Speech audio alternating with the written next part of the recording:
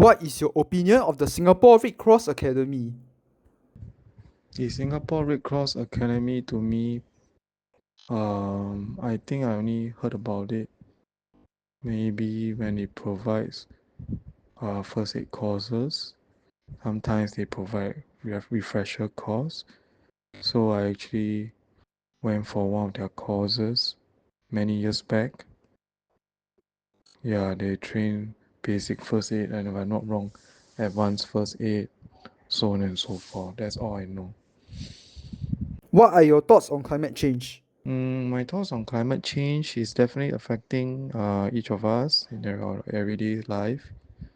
It is important for our future generation to know about climate change, to really understand about climate change, and to see what can we do about climate change.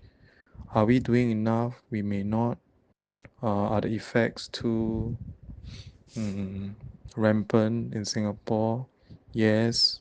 And if not careful, I think Singapore may not be where we are today. And while the government is doing some strategies such as the protection plan at the East Coast area and other sustainable measures that Singapore is undertaking, but at the end of the day, we don't.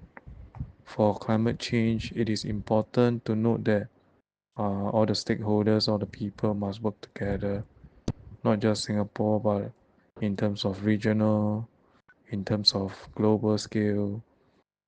Yeah, every country has to fulfill their whatever promises they have in the Kyoto Protocol, the Paris Agreement, so on and so forth. What are your thoughts on heat stress? My thoughts on heat stress. I do not know much about heat stress. I only know it's a condition whereby um, you are able to, I guess it's like heat stroke. It's like you'll get it if you're exposed to long period of exposure to heat. Um, you may even die from it. For example, for those who go for marathon, they will suffer from heat stress. For those who are exposed in the very hot environment, such as the construction workers, there's heat stress. How does climate change affect you and your community?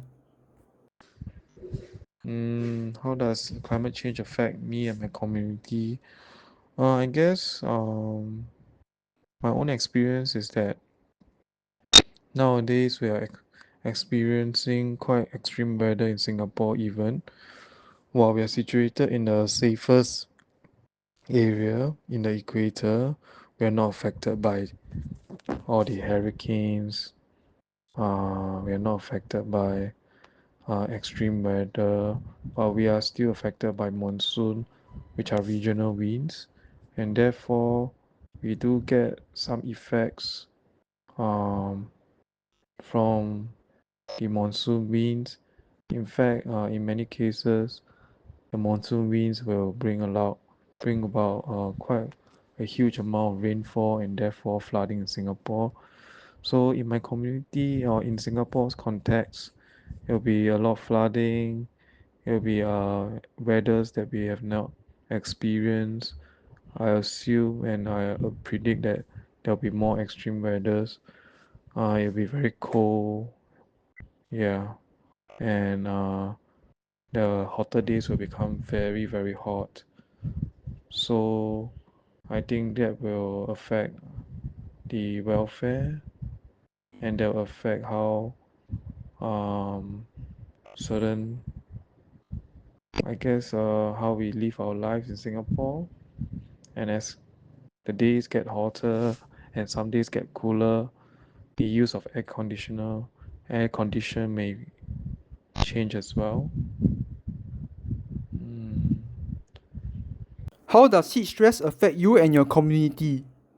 how does heat stress? Not exactly very sure about heat stress because I've never really encounter one myself. I only hear on news it has led to death, so that's all I know. In your opinion, what are some methods to raise awareness and engagement with climate resilience? I guess to to be able to be climate resilient, I think there are mitigation measures, there are also adaptation measures, and there are also country-based measures. Like if we are to mitigate, how do we mitigate? Are we using sustainable methods? Are our transport system moving to a sustainable, um, I would say, sustainable way of living? For example, the introduce of EVs, how they are going to be compulsory in a few years' time, and the rampant usage of solar energy right now in Singapore.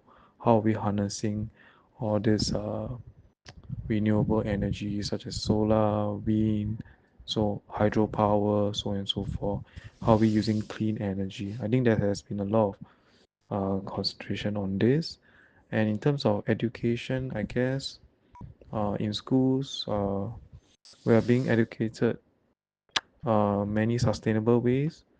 The syllabus have changed and to educate our younger ones to be more sustainable in our habits.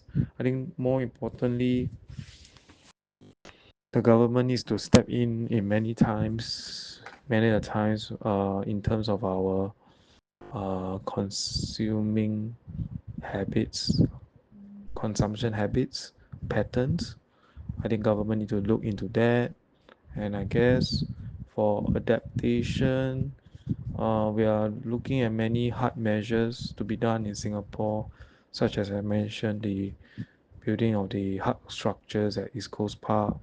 Uh, there are many other adaptation as well as we try to adapt to the frequency of floods, frequency of cold weather, heavy rainfall, so on and so forth.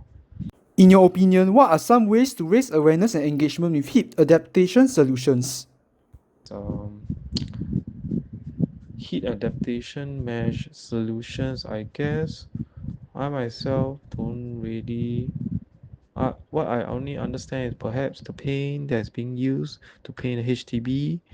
The government is trying to put some money into to ensure that all HDBs are painted with heat resilient solutions, and also uh, it is to reduce the amount of urban heat island effect as well.